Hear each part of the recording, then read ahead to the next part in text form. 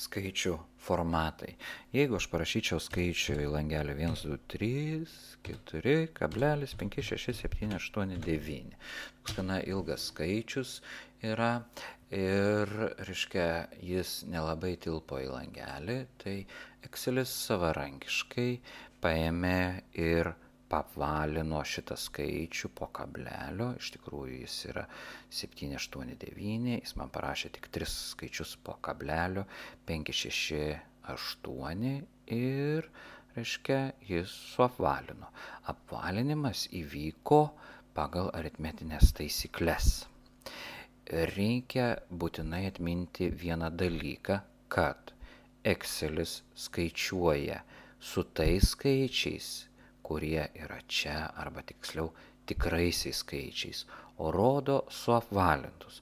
Todėl kartais skaičiuojant Exceliu ir paprastai iš Excelio lentelės kalkuliatorium galima gauti kažkokių, reiškia, trūkumų arba perteklių. Tai yra, gaunasi skirtumas. Ir vien dėl to, kad Excelis dirba su tikrais skaičiais, o rodo suapvalintus. Dabar kaip užrašyti skaičius, yra įvairių skaičių formatų. O pirmas dalykas, reikia visą laiką atminti, kad skaičiai yra stumiami, dabar aš praplėčiau visą skaičių rodo, yra stumiami prie kairės, o tekstas, pavyzdžiui, koks nors A raidė yra prie dešinės langelio pusės. Taip Excelis atskiria skaičius ir neskaičius, tai yra kažkokį tai tekstą. Tai yra bendrasis general formatas visų langelių. Dabar aš turiu šitam langelį skaičių, aš galiu pakeisti šito langelio formatą būtent skaičiams ir galiu pakeisti per šičia. Čia yra įvairūs formatai, čia yra daugiau formato arba tiesiog paspaudus šitą aš gaunu formatus. Tai yra general ir gali būti skaičiaus formatas. Skaičiaus formate aš galiu nustatyti, kiek skaitmenų po kablelio aš matau. Aš galiu matyti 2, 3 ir taip toliau. Pavyzdžiui, pasirinkim 3. Galiu naudoti 1000 skiriklį ir galiu apibrėžti kažkaip, kaip bus užrašomi neigiami skaičiai, nes neigiamas skaičius kartais praktikoje, buhalterijoje yra labai, reiškia, svarbus, tai reiškia trūkumą, ir jis turėtų galbūt būti raudona spalva. Ir dabar paspaudžiu OK ir turiu, reiškia, kad yra 1000 taškelis, reiškia, atskiriame 1100, tos trijulės grupės yra. Reikėtų atminti, kad amerikiečiai kableliai skiria, o pas juos yra decimal point, o pas mus yra dešimtainis kablelis. Turim tiek po kablelio. Reiškia, kiek prašym, tiek turim po kablelio. Dabar po kablelio skaitmenų kiekį aš galiu labai lengvai padidinti arba sumažinti, spaudydamas šitos, reiškia, mygtukus. Šitas didina, kai pritrūksta nuliukus rašo, jau nebėra skaičiaus, o šitas mažina, pavyzdžiui, tiek sumažinti. Toks yra. Dabar jeigu tik tai šitas langelis turi tą skaičiaus formatą, aš tą skaičių ištrinsiu delete ir parašysiu, pavyzdžiui, -12 skaičių.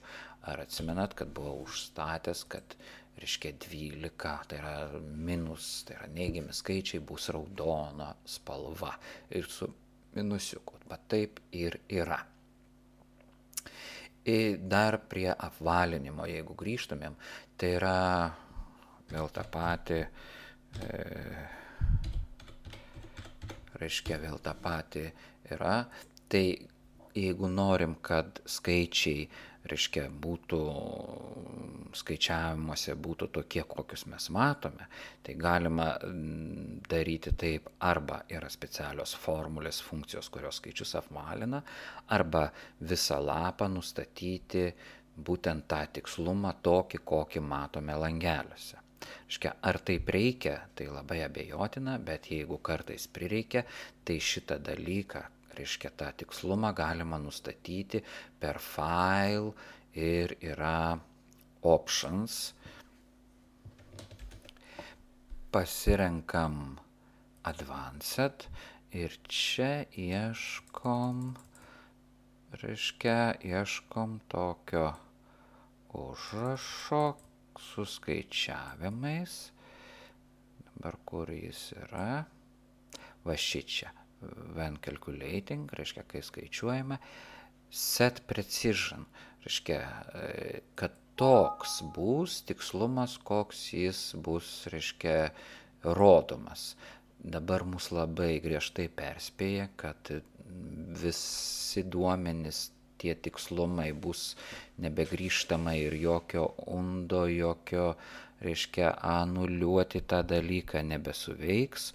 Jeigu mes tą paspausim, spauskim, ok, reiškia, jeigu dabar čia buvau didelis skaičių užrašęs, tai 5, 7 yra.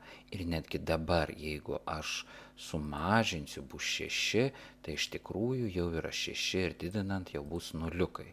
Matot, tai gal nėra jau taip gerai kartais. Nuimkim tą paukščiuką, vėl dar kartą, options, advanced ir dabar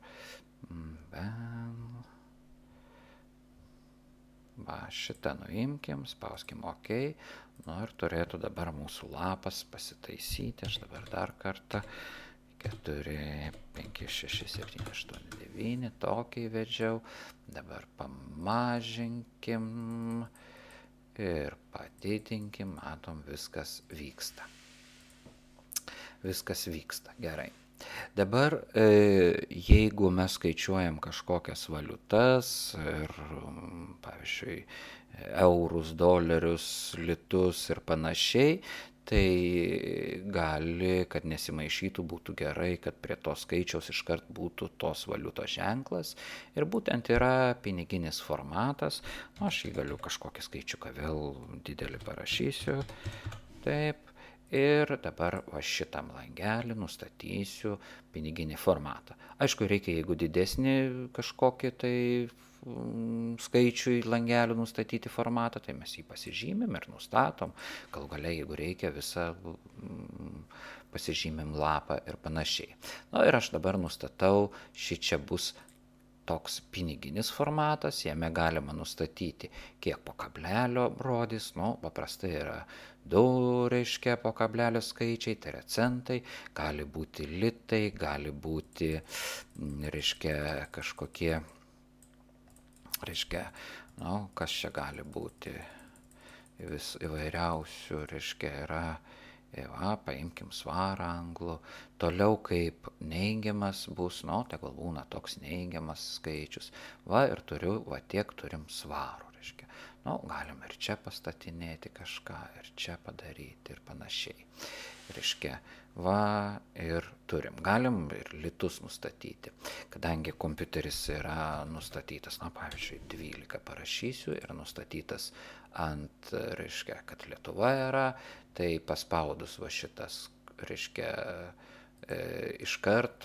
yra pasirinkimas net nedidelis yra, bet iškart paspaudus, tai yra 12 litų ir po kablelio, reiškia, irgi toks kaip ir piniginis formatas.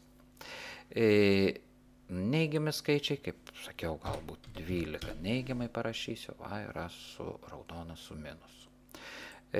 Dabar kitas formatas yra apskaitos formatas, reiškia, apskaitos formatas, jis nuo piniginio formato nelabai skiriasi, skiriasi tik tuo, kad yra nustatyta, kaip rašomas nulis ir neigiami skaičiai. Tegul būna litai, 2 skaičiai po kablelio, turim litai, 2 skaičiai po kablelio, viskas tvarkoj.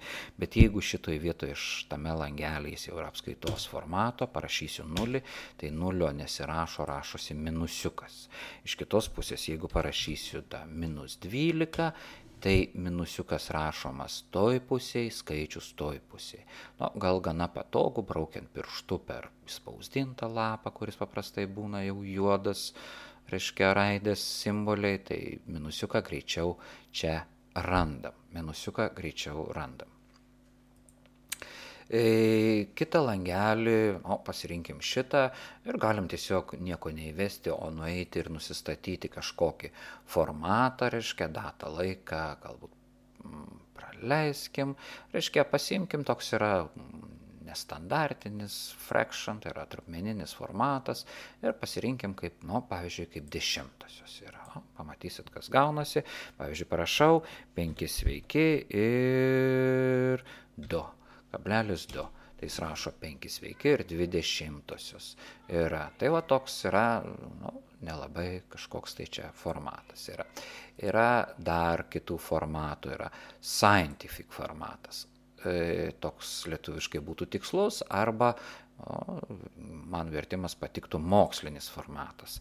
Jeigu aš parašau, pavyzdžiui, 123, tai man parašo, kad tai yra 1,23 e plus 0,2.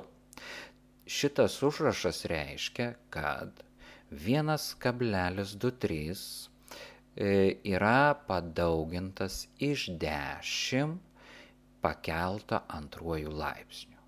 Tai yra skirta dideliems skaičiams užrašyti, daugiau fizikoje, chemijoje arba, mažiems skaičiams užrašyti, irgi tokiai moksle. Jeigu aš parašysiu čia labai didelį skaičių, sakykime, kažkokį, tai matot, va toks yra, kad nereikėtų tokio ilgo, taip yra paprasčiau. Arba 0,000, labai mažas skaičius ir taip yra.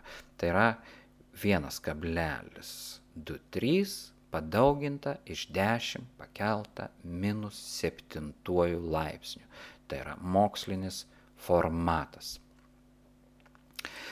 Kitas formatas, vėl nieko nerašau, kitas formatas yra, toks tekst. Jokių nustatymų nėra.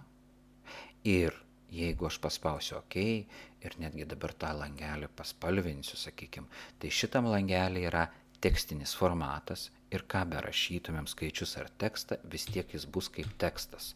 Va, žiūrėkit, jis yra 12 spaudžiama prie to krašto, tai yra kaip A raidė ir netgi toks yra kampelis, kad yra skaičius laikomas kaip tekstas. Galima jį konvertuoti į skaičių ir vėl. Kam toks reikalingas dalykas? Pavyzdžiui, reikia užrašyti 0,0012. Kažkoks tai bilieto numeris yra. Tai va, turim tokį formatą. Bet jeigu aš ištrinsiu šitą ir kažką rašysiu, noriu rašyti skaičių, tai vis tiek jis bus tekstinis formatas. Tada reikėtų grįžti į kažkokį kitą ir pasakyti, kad tai būtų general, tai yra pagrindinis formatas. Dabar ištrynus ir rašytumėm, jau rašytųsi normalu. Tekstinių formatų netaip dažnai reikia, tai yra reikia skaičių parašyti tekstiniu formatu. Galima parašyti tiesiog truputėlį apgauti, rašyti vieną kabutę ir rašyti skaičių, pavyzdžiui, 0,0123 ir Enter spaudžiam ir šitas kabutė tekste nesimato langelį, jį matosi tik čia ir yra skaičius parašytas kaip tekstas. Jeigu nebereikia, mes nutrynėm, įsitrynė ir kabutė ir langelis yra vėl general formatu, vėl galim rašyti skaičius, tekstą ir taip toliau. Ir vienas dar toks egzotiškas yra special, lietuviai kažko neturi, paimkim kokią nors amerikiečių, jeigu rasiu, English, tai yra pavyzdžiui, kaip prašomi pas juos pašto kodai ar ten kažkokie jų sodros numeriai, spaudžiam OK, aš tiksliai nežinau, bet bandykim rašyti ilgą skaičių, ir matom, kad tarp skaičiaus kažkokių grupelių yra dedami, brūkšneliai, būtent tokiu formatu yra užrašomas jų tas socialinio draudimo numeris.